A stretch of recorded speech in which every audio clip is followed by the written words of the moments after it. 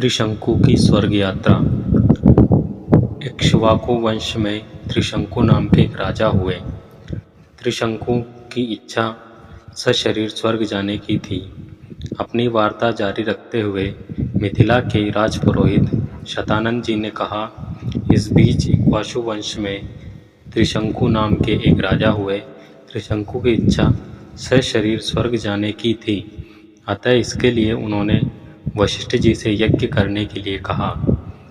वशिष्ठ जी ने बताया कि मुझ में इतने सामर्थ्य नहीं है कि मैं किसी व्यक्ति को शरीर सहित स्वर्ग भेज सकूं।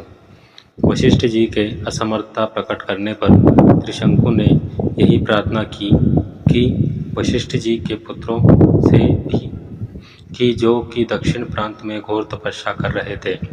इस पर वशिष्ठ जी के पुत्रों ने कहा कि अरे मूर्ख, जिस काम को हमारे पिता तक नहीं कर सके तू उसे हमसे कराना चाहता है। ऐसा प्रतीत होता है कि तू हमारे पिता का अपमान करने के लिए यहाँ आया है। उनके इस प्रकार कहने से त्रिशंकु ने क्रोधित होकर वशिष्ठ जी के पुत्रों को अपशब्द कहे। वशिष्ठ जी के पुत्रों ने रुष्ट होकर त्रिशंकु को चंडाल हो जाने का श्राप दे दिया। श्राप के कारण त्रिशंकु का सुंदर शरीर काला पड़ गया और सिर के बाल चांडालों जैसे छोटे छोटे हो गए। गले में हड्डियों की माला पड़ गई, हाथ पैरों में लोहे के कड़े पड़ गए। त्रिशंकु का ऐसा वेश देखकर उनके मंत्री तथा दरबारी उनका साथ छोड़कर चले गए। फिर भी उन्होंने सशरीर स्वर्ग जाने की इच्छा का परित्याग नहीं किया। वे विश्वामित्र के पास जाकर बोले कि ऋषिराज, आप महान तपस्वी हैं, मेरी सशरीर स्वर्ग जाने की इच्छा को पूर्ण करके मुझे कृतार्थ कीजिए। विश्वामित्र जी ने कहा कि राजन, तुम मेरी शरण में आए हो, मैं तुम्हारी इच्छा अवश्य पूर्ण करूंगा। इतना कहकर विश्वामित्र ने अपने उन चारों पुत्रों को बुलाया जो दक्षिण प्रांत में अपनी पत्नी के साथ तपस्या करते हुए उन्हें प्रांत हुए थे और उनसे यज्ञ की सामग्री एकत्रित करने के लिए कहा। उन्होंने अपने शिष्यों द्वारा वशिष्ठ के पुत्रों सहित वन में रहने वाले सब ऋषि मुनियों को यज्ञ में सम्मिलित होने के लिए निमंत्रण भी भिजवा दिया। शिष्यों ने लौटकर बताया कि सब ऋषि मुनियों ने निमंत्रण स्वीकार कर लिया है, किंतु वशिष्ठ जी के पुत्रों ने यह कहकर निमंत्रण अस्वीकार कर दिया कि जिस यज्ञ में यजमान चांडाल और पुरोहित क्षत्रिय हो, उस यज्ञ का भाग हम स्वीकार नहीं कर सकते। यह सुनकर विश्वामित्र जी ने क्रुद्ध होकर कहा कि उन्होंने अकारण ही मेरा अपमान किया है। मैं उन्हें श्राप देता हूँ कि उन सबका नाश हो जाए। आज ही वे सब कालपाश में बंधकर यमलोक को जाएं और 700 वर्षों तक चांडाल योनि में विचरण करें। उन्होंने खाने के लिए कुत्ते का मांस मिले और सदैव कुरूप बने रहे। इस प्रकार श्राप देकर वे यज्ञ की तैयारी करने में लग गए। शतानंद जी ने आगे कहा, हे राघव, विश्वामित्र के श्राप से वशिष्ठ जी के पुत्र यमलोक सिधार गए। वशिष्ठ जी के पुत्रों के परिणाम से भयभीत सभी ऋषि मुनियों ने यज्ञ में विश्वामित्र का साथ दिया। यज्ञ की समाप्ति पर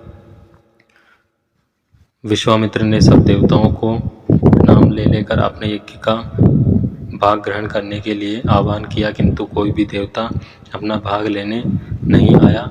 इस पर क्रुद्ध होकर विश्वामित्र ने अर्थ हाथ में लेकर कहा कि हे त्रिशंकु, मैं तुम्हें अपनी तपस्या के बल से स्वर्ग भेजता हूँ। इतना कहकर विश्वामित्र ने मंत्र पढ़ते हुए आकाश में जल छिड़का और राजा त्रिशंकु शरीर सहित आकाश में चढ़ते हुए स्वर्ग जा पहुँचे।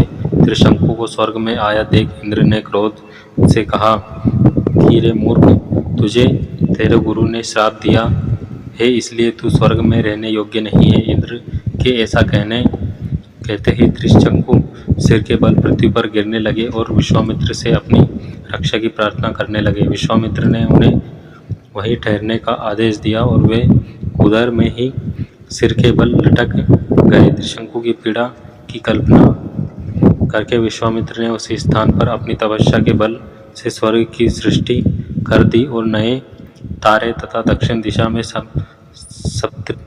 सप्तर्षि मंडल बना दिया। इसके बाद उन्होंने नए इंद्र की सृष्टि करने का विचार किया, जिससे इंद्र सहित सभी देवता भयभीत होकर विश्वामित्र से अनुनय विनय करने लगे। वे बोले कि हमने त्रिशंकु को केवल इसलिए लौटा दिया था कि वे गुरु के श्राप के कारण स्वर्ग में नहीं रह सकते थे। इंद्र की बात सुनकर विश्वामित्र जी बोले कि मैंने इसे स्वर्ग भेजने का वचन दिया है, इसलिए मेरे द्वारा बनाया गया यह स्वर्ग मंडल हमेशा रहेगा और त्रिशंकु सदा इस नक्षत्र मंडल में अमर होकर राज करेगा। इससे संतुष्ट होकर इंद्रादि देवता अपने अपने स्थानों को वापस चले गए। तो दोस्तों, ये वीडियो थी संपूर्ण रामायण के बालकांड भाग 15 त्रिशंकु की स्वर्ग यात्रा। तो ये आपको कैसी लगी हमें कमेंट करके ज़रूर बताएं। और वीडियो अच्छी लगी हो तो वीडियो को लाइक, शेयर और ऐसी ही और वीडियोस के लिए हमारे यूट्यूब चैनल को सब्सक्राइब जरूर करें। वीडियो में अंत तक बने रहने के लिए आप सबका धन्यवाद। जय श्री राम।